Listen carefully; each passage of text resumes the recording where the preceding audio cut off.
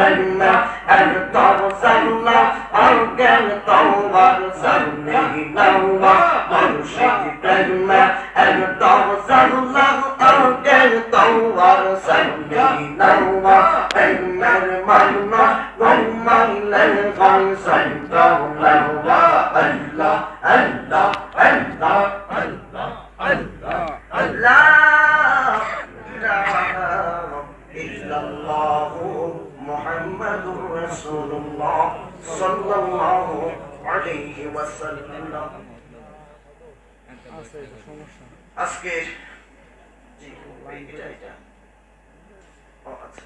যাই হোক, আজকের মাহফিলের সম্মানিত সভাপতি মহোদয় আমেরিকান প্রবাসী আবুল কালাম ভুইয়া সাহেব, প্রধান পৃষ্ঠপোষক আমেরিকান প্রবাসী জুনাইদ ভুইয়া সাহেব, পরিচালক হান্নান ভুইয়া সাহেব, উক্ত মাহফিলের যিনি বিশেষ আলোচক হিসেবে ছিলেন হযরতুল আল্লাহ মাওলানা তাজুল ইসলাম আশিক সাহাব, উপস্থিত রয়েছেন হযরত মাওলানা ফারুকি সাহাব, শুধু লিখছে সিলেট, তারপর হযরত মাওলানা হালিম সাহেব রয়েছেন আমার পাশের আমার কলিগ মাদ্রাসা একসাথে যিনার সাথে 4 বছর আমি চাকরি করেছি আরবি প্রভাষক হিসেবে, হযরত মাওলানা ফজলুর রহমান সাহাব, আমন্ত্রিত ওলামায়ে কেরাম, মুরব্বিয়ে আযম, পর্দার আড়ালে সরলা ওবালা মা ও বোনেরা, সকলের খেদমতে আমি গুনাহগারের পক্ষ থেকে সালাম, আসসালামু আলাইকুম ওয়া রাহমাতুল্লাহি ওয়া বারাকাতুহু। ওয়া আলাইকুম আসসালাম।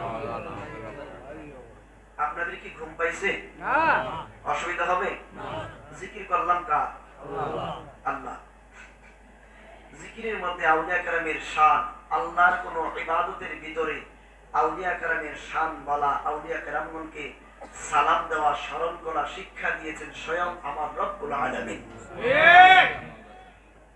আল্লাহর জিকিরের ভিতরে নবীজির তাজিমান, নবীজিকে ইজ্জত করার জন্য, নবীজির জিকিরকে নিয়ে আসার জন্য শিক্ষা দিয়েছেন আমার মাওলাই কারীম। ওই যে একটু আগে আমার পূর্বে যিনি আলোচক চমৎকার আলোচনা করেছেন আমার ভাই, তিনি বলেছেন আত্তাহিয়াতু লিল্লাহি ওয়াস সালাওয়াতু ওয়াত তাইয়্যিবাত, আসসালামু আলাইকা আইয়ুহান নাবিয়্যু ওয়া রাহমাতুল্লাহি ওয়া বারাকাতুহু। নামাজের ভিতরে আমার নবীকে সালাম দেওয়া লাগে কিনা? লাগে। তাহলে ইবাদত হচ্ছে আল্লাহ, কিন্তু ইবাদত আল্লাহ, আল্লাহর ইবাদতের